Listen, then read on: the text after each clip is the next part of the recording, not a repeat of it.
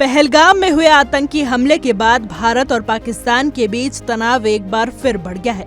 इस पर AIMIM प्रमुख असदुद्दीन ओवैसी ने सख्त प्रतिक्रिया दी है। उन्होंने कहा कि अब वक्त आ गया है कि भारत सिर्फ घर में घुसकर मारने की बात न करे, बल्कि घर में घुसकर बैठ जाए, ताकि पाकिस्तान बार बार आतंकवाद को बढ़ावा न दे सके। ओवैसी ने संसद के उस संकल्प की भी याद दिलाई जिसमें कहा गया है कि POK भारत का हिस्सा है और इसे वापस लाने की दिशा में सरकार को ठोस कार्रवाई करनी चाहिए। ये आपकी न्यूज़ अगर सही है तो बहुत अच्छा है, हमको जाके वहाँ पे ले लेना चाहिए। मेरे को नहीं मालूम आपके ऊपर आप बोल रहे खाली करके चले गए, तो खाली करके चले गए तो फिर हम जाके बैठना वहाँ पे और छोड़ना नहीं। अब के बार अगर कुछ एक्शन ले रहे तो घर में घुस के बैठ जाना, घर में घुस के मारते बोले ना, अब घर में घुस के बैठ जाना, खत्म, ये होना चाहिए। POK ले लेना नहीं, अरे गवर्नमेंट खुद बोल रही, एक बात सुनिए, POK नहीं, POK का रेजोल्यूशन है पार्लियामेंट का, भारत की पार्लियामेंट का रेजोल्यूशन है, वो भारत का है बोल के। तो बीजेपी क्या बोलती, घर में घुस के बोले डैश डैश बोले, हम बोले घर में घुस के बैठ जाओ आप।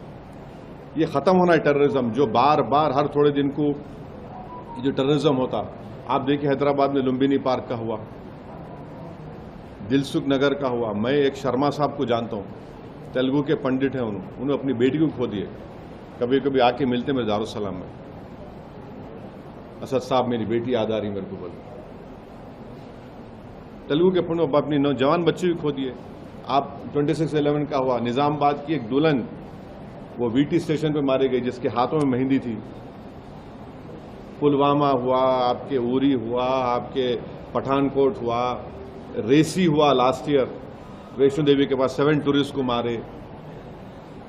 तो आपके पास तो पूरे सब अपोजिशन पार्टीज गवर्नमेंट को बोल रहे कि इसका आप खत्म करो ये टेररिज्म को। ओवैसी ने साफ किया कि आतंकवाद के मुद्दे पर उनकी पार्टी सरकार के साथ है और हर कड़े कदम का समर्थन करेगी।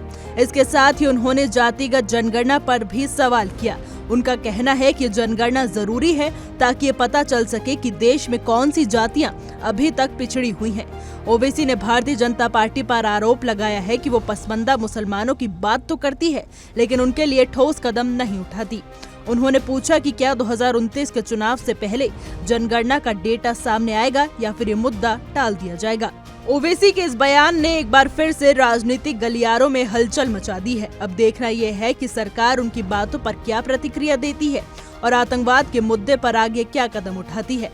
हमारी आज की रिपोर्ट में बस इतना ही। कैसा लगा आपको हमारा वीडियो, कमेंट करके जरूर बताइएगा।